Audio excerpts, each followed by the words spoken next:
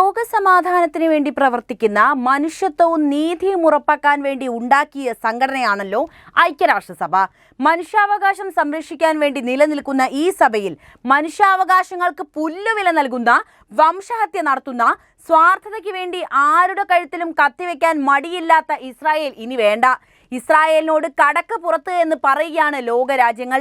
ഇത്രനാളും ഇസ്രായേലിനെ പിന്തുണച്ചവരെയൊക്കെ തന്നെ ഇപ്പോൾ ഇസ്രായേലിന്റെ ശത്രുപക്ഷത്തേക്ക് എത്തിച്ചിരിക്കുന്നു. ലോകത്ത് നിങ്ങൾ ഒറ്റപ്പെട്ടു പോയിരിക്കുകയാണ്. ഒക്കെ ചെയ്തു കൂട്ടിയതിനുള്ള ശിക്ഷ തന്നെ. അത് അനുഭവിക്കാതെ യാതൊരു തരവുമില്ല.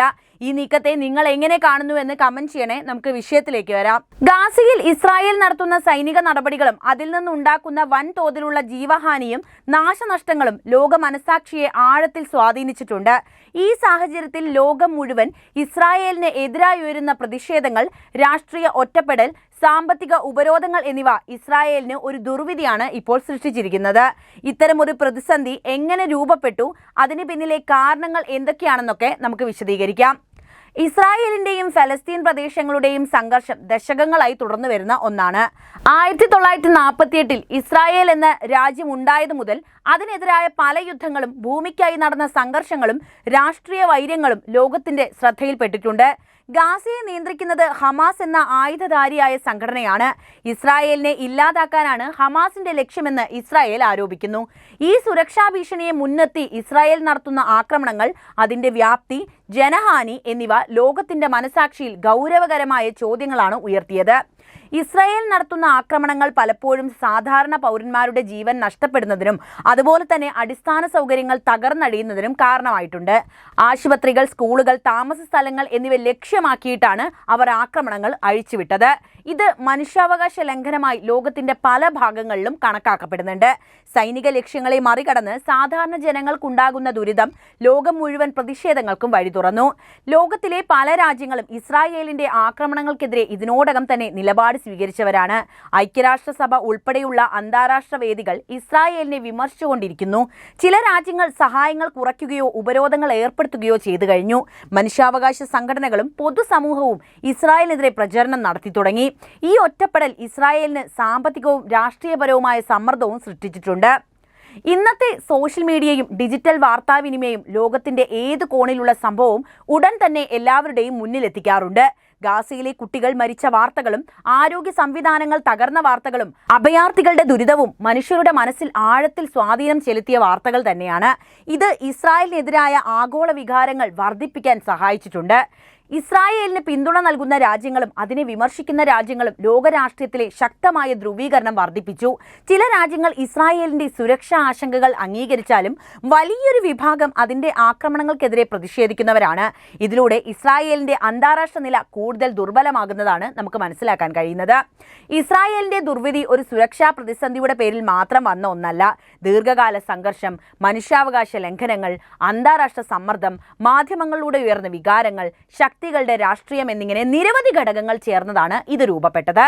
ലോകം മുഴുവൻ ഇസ്രായേലിന് എതിരായി ഉയരുന്നത് നീതിയും മാനവികതയും മുൻനിർത്തിക്കൊണ്ടാണ്. പ്രശ്നത്തിന് സ്ഥിരമായ പരിഹാരം കാണണമെങ്കിൽ ഇരുവശത്തെയും സുരക്ഷയും മനുഷ്യാവകാശവും നീതിയും സംരക്ഷിക്കുന്ന ദീർഘകാല സമാധാന ശ്രമങ്ങൾ അനിവാര്യമാണെന്നത് വ്യക്തവുമാണ്.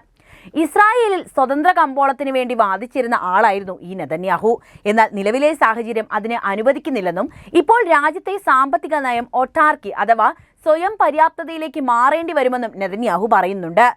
ബാഹ്യ വ്യാപാരത്തെ ആശ്രയിക്കാതെ ആഭ്യന്തര ഉൽപാദനത്തെ മാത്രം ആശ്രയിച്ച് മുന്നോട്ട് പോകേണ്ടി വരുന്ന അവസ്ഥയാണിത്. പ്രത്യേകിച്ചും ആയുധ വ്യാപാര മേഖലയിൽ ഈ മാറ്റം പ്രകടമായി തുടങ്ങും. France, Netherland, Britain, Spain, Italy തുടങ്ങിയ യൂറോപ്യൻ രാജ്യങ്ങൾ ഇസ്രായേലിനെതിരെ ഭാഗികമായോ പൂർണ്ണമായോ ആയുധ ഉപരോധം ഏർപ്പെടുത്തിയതാണ് ഈ തീരുമാനത്തിന് പിന്നിലെ പ്രധാനപ്പെട്ട കാരണം. അമേരിക്കയിൽ നിന്ന് മാത്രമാണ് ഇപ്പോഴും കാര്യമായും നിയന്ത്രണങ്ങളില്ലാതെ ആയുധങ്ങൾ ലഭിക്കുന്നത്. ഇത് ഇസ്രായേലിനെ സ്വന്തം ആയുധ വ്യവസായം വികസിപ്പിക്കാൻ നിർബന്ധിതമാക്കുന്ന ഘടകമായിരിക്കുകയാണ്. നെതന്യാഹുവിന്റെ വാക്കുകളിൽ പറഞ്ഞാൽ നമ്മൾ ഏതൻസും സൂപ്പർ സ്പാർട്ടയും ചേർന്നതുപോലെ ആകേണ്ടി വരും. സാമ്പത്തികമായും സാംസ്കാരികമായും ശക്തമായ ഒരു രാജ്യമായിരിക്കുമ്പോൾ തന്നെ സൈനികമായി സ്വയം പര്യാപ്തത നേടേണ്ട അവസ്ഥയാണ് നെതന്യാഹു. ലോകരാജ്യങ്ങൾക്കിടയിൽ ഒറ്റപ്പെട്ട് നിൽക്കുമ്പോൾ അതിജീവനത്തിന് ഇത് അത്യാവശ്യമാണെന്നാണ് നെതന്യാഹുവിന്റെ വാദം. ഇസ്രായേലിനോട് ചേർന്ന് നിന്ന് സഹകരിച്ച രാജ്യങ്ങൾക്ക് പോലും പണി കൊടുക്കുന്ന നിലപാടാണ് ഇസ്രായേൽ സ്വീകരിച്ചിട്ടുള്ളത്. കഴിഞ്ഞ ദിവസം ദോഹയിൽ നടന്ന സംഭവം അതിന്റെ ഏറ്റവും വലിയ ഉദാഹരണവും. ദോഹ ആക്രമണത്തിന് ശേഷം ലീഗ് ഓഫ് അറബ് സ്റ്റേറ്റുകളുടെയും ഓർഗനൈസേഷൻ ഓഫ് ഇസ്ലാമിക് കോർപ്പറേഷന്റെയും നേതാക്കൾ ദോഹയിൽ ഒരു അടിയന്തര ഉച്ചകോടി വിളിച്ചു ചേർത്തു. ഉച്ചകോടിക്ക് ശേഷം പുറത്തിറക്കിയ പ്രസ്താവനയിൽ ഇസ്രായേലിനെ ഐക്യരാഷ്ട്രസഭയിൽ നിന്ന് സസ്പെൻഡ് ചെയ്യാനുള്ള നടപടികൾക്ക് അംഗരാജ്യങ്ങൾക്കിടയിൽ ഏകോപനം ഉണ്ടാകണമെന്ന് ആവശ്യപ്പെട്ടു. ദോഹയിലെ ഇസ്രായേൽ ആക്രമണത്തെ തീവ്രവാദപരമായ ശത്രുതയുടെ അപകടകരമായ വർധനവ് എന്നാണ് അറബ് ഇസ്ലാമിക നേതാക്കൾ വിശേഷിപ്പിച്ചത്. ഇസ്രായേലിനും ഹമാസിനും ഇടയിലുള്ള സമാധാന ചർച്ചകൾക്ക് ഖത്തർ പ്രധാന വേദിയായിരുന്നതിനാൽ ഈ ആക്രമണം സമാധാന ശ്രമങ്ങളെ ദുർബലപ്പെടുത്തുന്നതാണെന്നും നേതാക്കൾ ആരോപിച്ചു. ഈ ആക്രമണങ്ങളുടെ പശ്ചാത്തലത്തിൽ ഇസ്രായേലുമായി നയതന്ത്രപരവും സാമ്പത്തികവുമായ ബന്ധങ്ങൾ പുനഃപരിശോധിക്കാനും ഉപരോധങ്ങൾ ഏർപ്പെടുത്താനും ആയുധങ്ങളും മറ്റ് സാധനങ്ങളും വിതരണം ചെയ്യുന്നത് നിർത്തിവെക്കാനും ഉച്ചകോടിക്ക് ശേഷം പുറത്തിറക്കിയ പ്രസ്താവന എല്ലാ രാജ്യങ്ങളോടും ആഹ്വാനം ചെയ്തിട്ടുണ്ട്. ഇസ്രായേൽ ഫലസ്തീൻ ജനതയ്ക്കെതിരെ വംശഹത്യ നടത്തുകയാണെന്ന് പല രാജ്യങ്ങളും ഇതിനോടകം തന്നെ ആരോപിച്ചുകൊണ്ട് രംഗത്തും വന്നു. ഇസ്രായേൽ ലോകത്തിന്റെ പല ഭാഗങ്ങളിലും വിമർശനങ്ങളും ഉപരോധങ്ങളും നേരിടുന്നത് ഈ ഘട്ടത്തിൽ തന്നെയാണ്.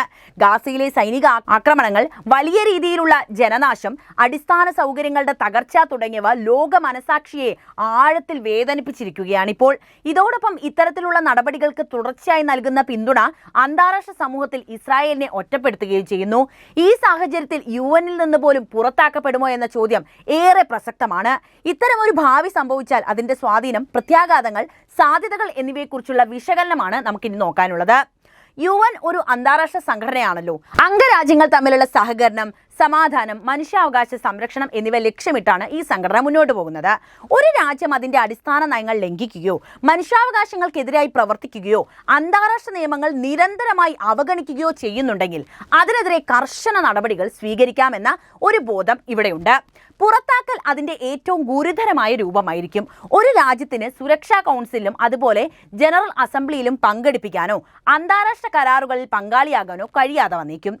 UN നിന്നും പുറത്താക്കപ്പെടുന്നത് ഇസ്രായേലിന്റെ അന്താരാഷ്ട്ര വിശ്വാസ്യതയ്ക്ക് കനത്ത പ്രഹരമായിരിക്കും.